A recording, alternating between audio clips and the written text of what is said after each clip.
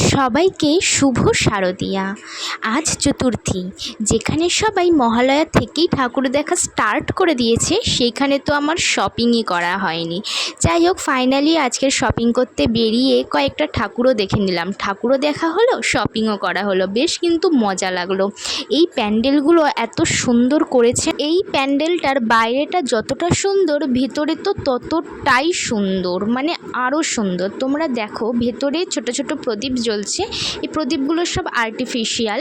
তো এত ভালো লাগছে। এটা তো দিনের বেলা গেছিলাম, রাত্রির বেলা কিন্তু এই ভিউটা মানে অসাধারণ লাগবে, দারুণ লাগবে রাত্রির বেলা এই ভিউটা।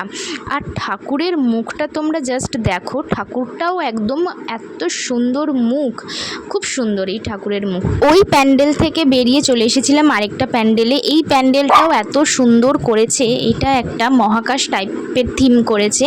তো ঠাকুরটা মানে ওপরে ভাসছে। তিনটে এত ভালো ভালো ঠাকুর দেখার পর তো প্রচণ্ড খিদে পেয়ে গেছিলো, চলে গেছিলাম বার্গার কিংয়ে। গিয়ে একটা কম্বো অর্ডার করেছিলাম, 2টো বার্গার, 2টো আইসক্রিম, 2টো কোল্ড ড্রিঙ্ক, ফ্রেঞ্চ ফ্রাই আর একটা টাকো।